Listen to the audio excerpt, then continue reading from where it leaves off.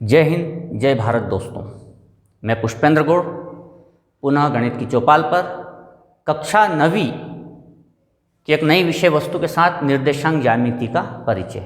दोस्तों, आप ये वीडियो देख लेंगे, आप पूरी निर्देशांक ज्यामिति पूरी समझ जाएंगे और बहुत आसानी से। तो दोस्तों, एक गणितज्ञ हुए हैं रेने देकार्ते। गणितज्ञ नहीं थे, वास्तव में विचारक थे। और वो एक दिन बिल्कुल आराम की मुद्रा में अपने पलंग पर लेटे हुए थे और उनके सामने की दीवार पर टाइल्स लगी हुई थी। इस प्रकार उस एक टाइल्स पर एक लिजर्ड, एक छिपकली बैठी हुई थी। तो उनके दिमाग में विचार आया कि मान लो इस टाइल्स पर एक छिपकली बैठी हुई है और ये सारी टाइल्स लगी हुई है, तो मैं इसकी एग्जैक्ट पोजीशन कैसे बताऊं। ये वो विचार कर रहे थे कि मैं कैसे बताऊं इसकी एग्जैक्ट पोजीशन। तो उन्होंने कहा कि इस पर एग्जैक्ट पोजीशन बताने के लिए मुझे कुछ तो करना होगा। जैसे दोस्तों, आपके घर में स्विच लगा हुआ है और आपके यहाँ कोई नया व्यक्ति आया, आपने उससे कहा कि पंखा चालू कर देना यार, तो पूछेगा कौन सा स्विच। तो 2 लाइनें मान लो स्विच की, तो आपने कह दिया तीसरा स्विच। तो तीसरा इधर से भी, थर्ड इधर से भी होता है और थर्ड इधर से भी होगा। प्रॉब्लम है। तो आपको एक कॉर्नर फिक्स करना पड़ेगा कि लेफ्ट साइड से या राइट साइड से, और फिर उसको बताना पड़ेगा राइट साइड या लेफ्ट साइड, फिर लेफ्ट साइड से कौन से नंबर का स्विच, तब वो तय कर पाएगा कि मुझे कौन सा स्विच चालू करना है। तो रेने देकार्ते के सामने भी यही समस्या थी कि मैं इसकी पोजीशन कैसे बताऊं। तो पहले एक कोई पॉइंट फिक्स करना पड़ेगा।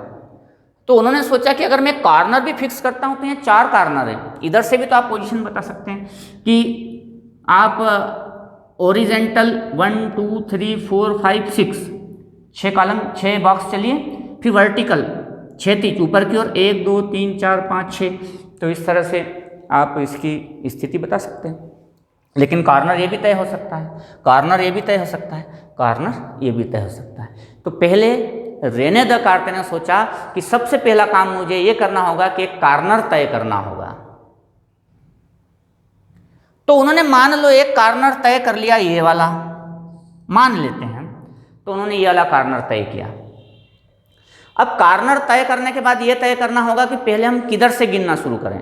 दोस्तों, दोनों तरफ से पोजीशन बता सकते हैं कि पहले हम ऊपर की ओर चलें, 1 2 3 4 5 6 टाइल्स ऊपर की ओर चलें। फिर आप लेफ्ट या राइट, 1 2 3 4 5 6 7 8 9 10 ऊपर की ओर चलने पे यहाँ, या आप पहले नीचे से चलें 1 2 3 4 5 6 7 8 9 10, इसके बाद 1 2 3 4 5 6। तो 2 रास्ते हो सकते हैं। तो यहाँ पर भी तय करना पड़ेगा कि पहले किधर से चलें। तो रेने देकार्ते ने तय किया कि पहले हम क्षैतिज मतलब ओरिजेंटल चलेंगे। तो पहले तो उसने तय किया कि एक कॉर्नर फिक्स करें। फिर उसने ये तय किया कि हम पहले ओरिजेंटल या क्षैतिज,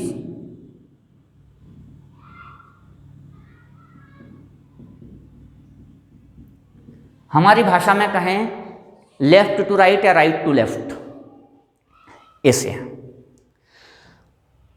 तो हम जितने अंक क्षैतिज चलेंगे 1 2 3 4 5 6 7 8 9 10, ये 10 टाइल्स है।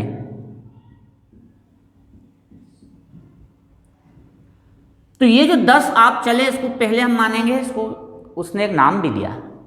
इसको उसने हिंदी में नाम दिया भुज और इंग्लिश में नाम दिया अब्सिसा, कि हम पहले भुज का प्रयोग करेंगे या अब्सिसा का प्रयोग करेंगे।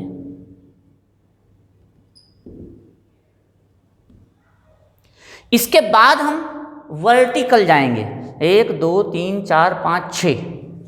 इसके बाद हम वर्टिकल मीन्स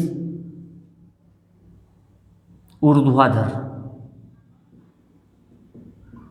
ये उसने एक फिक्स प्लान बनाया कि एक कॉर्नर फिक्स करें, कॉर्नर के बाद हम क्षैतिज और उसके बाद ऊर्ध्वाधर या वर्टिकल।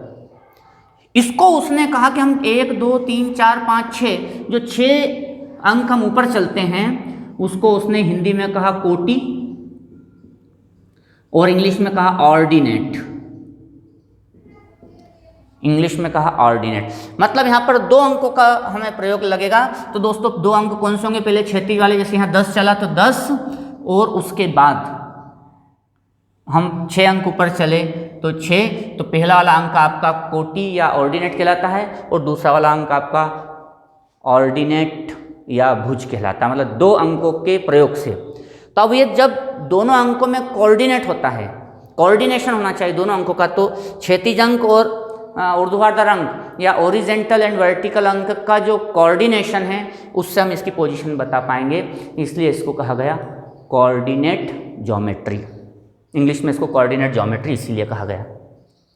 दूसरा, इसका जो आविष्कार कहें वो रेने द कार्ते ने किया था। तो उस रेने द कार्ते के नाम पर इसको कार्टेशियन ज्योमेट्री भी के नाम से भी जाना जाता है। रेने द कार्ते, तो कार्ते जो है उसके नाम पे इसको कार्टेशियन ज्योमेट्री भी कहा जाता है। तो कंफ्यूज नहीं होना, coordinate geometry and Cartesian geometry same है, तो ये आपको ध्यान रखना चाहिए।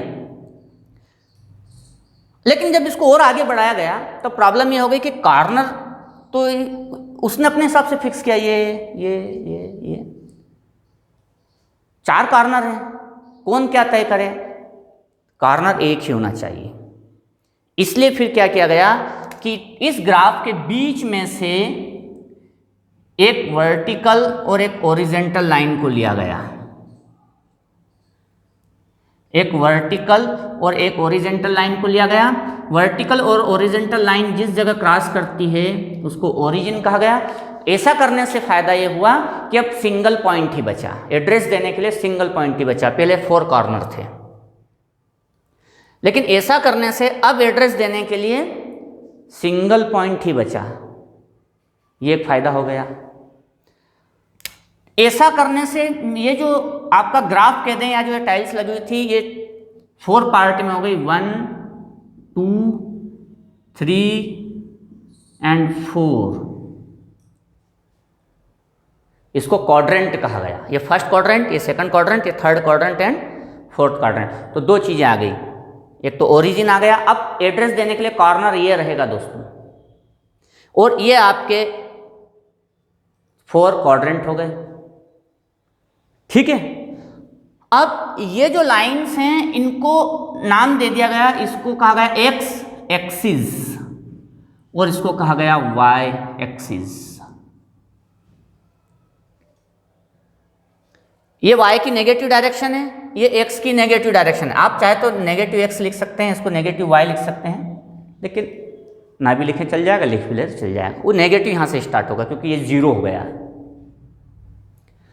अब मान लो आपको इस टाइल्स का एड्रेस देना है,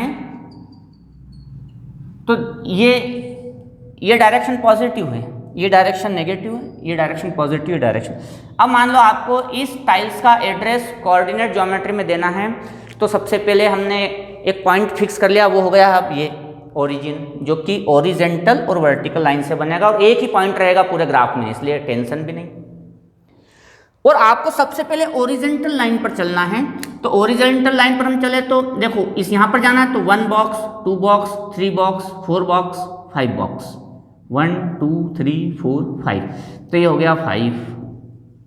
ये तय है, फिक्स है, ऐसा ही करना है। इसके बाद अप या डाउन चलते हैं, अप ये चलना है या फिर डाउन जहाँ पर है। अब हम यहाँ से चले तो पहला बॉक्स, दूसरा बॉक्स, तीसरा बॉक्स और चौथे बॉक्स पर हम आ जाते हैं, तो इसका जो एड्रेस हो गया इस वाले बॉक्स का वो हो गया 5 एंड 4, इजी, नो प्रॉब्लम। अब अगर कोई कहता है कि इस बॉक्स का एड्रेस फाइंड आउट कीजिए,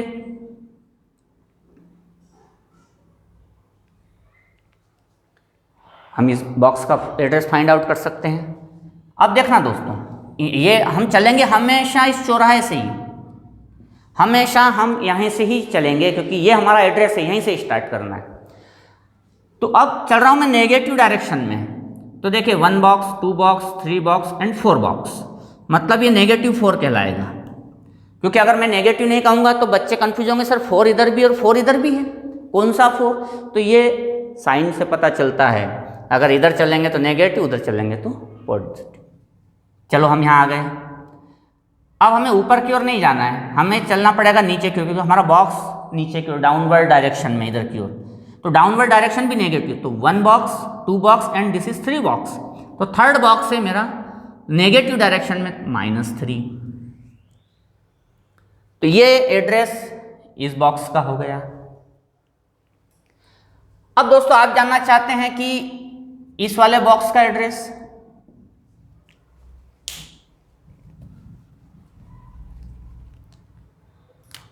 इस वाले बॉक्स का एड्रेस जानना चाहते हैं तो आप लाइन भी गिन सकते हैं, बॉक्स भी गिन सकते हैं।